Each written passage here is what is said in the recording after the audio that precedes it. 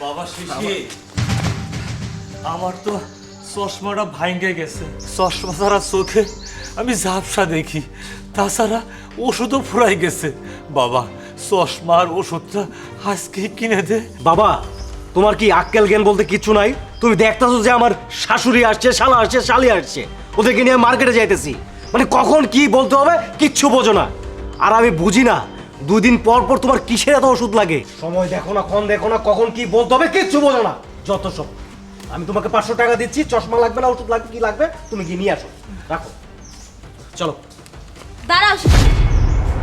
আবার কি? আরে কি করছো? এই নেন বাবা, এখানে যতগুলো টাকা আছে আপনার যা যা প্রয়োজন সবকিছু কিনে নেবেন। আপনার ওষুধ খরচ, আপনার চশমা, যা লাগবে আপনি ইচ্ছা মতো খরচ করবেন। আর শিশির, আমার ভাবতেও ঘৃণা লাগছে তোমার মতো একটা ছেলে আমার হাজবেন্ড। আচ্ছা, তুমি তো আমাকে যেদিন বিয়ে করে নিয়ে আসছিলে সেদিন আমাকে বলেছিলে যে এই পৃথিবীতে তোমার বাবা ছাড়া আর কেউ নেই, আমি যেন তোমার বাবার ঠিকমতো খেয়াল রাখি। ছি, আজকে আমি যেটা দেখলাম সেটা কখনো আমি তোমার কাছে আশা করিনি। সামান্য 500 টাকা দিচ্ছ তোমার বাবাকে ওষুধ কেনার জন্য। কই, আমি তো যখন যা প্রয়োজন হয় টাকা আমাকে তো ইচ্ছা মতো দাও। আমার মাকে মার্কেট করে দাও, আমার বোনকে মার্কেট করে দাও, আমার ভাইকে ইচ্ছা মতো টাকা দাও। আর সামান্য 500 টাকা দিচ্ছ তোমার বাবাকে ওষুধ কেনার জন্য আর চশমা কেনার জন্য। হ্যাঁ, আমার বেবি তো ঠিকই বলেছে। আচ্ছা জামাই বাবাজি, তোমাদের বাড়িতে আমরা যখনই আসি কখন কি লাগবে সবসময় তাই দিচ্ছ, আর তোমার বাবাকে তুমি 500 টাকা দিয়ে তোমার বাবার সাথে এরকম খারাপ আচরণ করতেছো কেন জামাই বাবাজি? হ্যাঁ মা, তুমি একদম ঠিক কথাই বলছো। আচ্ছা দুলাভাই, আমরা যখন আপনার কাছে যা কিছু চাই সব কিছুই কিনে দেন আমাগো, হাজার হাজার টাকার মার্কেট করে দেন।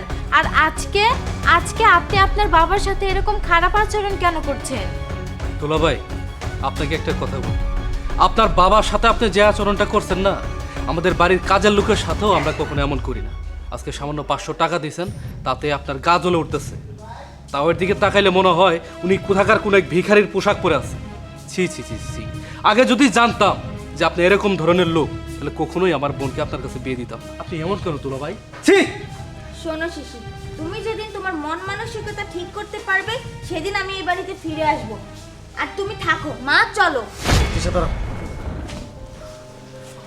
আসলে সারাদিন কাজে ব্যস্ত থাকি, আমরা জানি কেমন বাইরের সবার সাথে ভালো আচরণ করি, ভালোভাবে কথা বলি, বাড়িতে আসলেই নিজের মানুষদের সাথে কেমন আচরণ করি।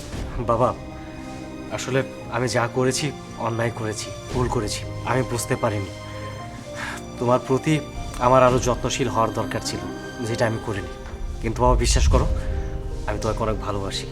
আমার শাশুড়ি আসছে, শালা আসছে, শালি আসছে, ওদের পেয়ে আমি তোমার কথা ভুলে গেছি। যে মানুষটা আমাকে এত কষ্ট করে, এত পরিশ্রম করে, লালন পালন করে মানুষের মতো মানুষ করেছে, তার দিকে আমি খেয়াল রাখি না। এটা আমার সত্যি বাবা অন্যায় হয়েছে। বাবা সন্তান হয় না একটা অন্যায় করে ফেলেছি, তুমি আমাকে ক্ষমা করবে না? বাবা তুই তো আমার সন্তান, সন্তান যতই বাবার সঙ্গে অপরাধ করুক কিন্তু বাবা মনে কষ্ট নেয় না। বৌমা, আমি তোমার যা ভাবছিলাম আজকে প্রমাণ পাইলাম তুমি তা না।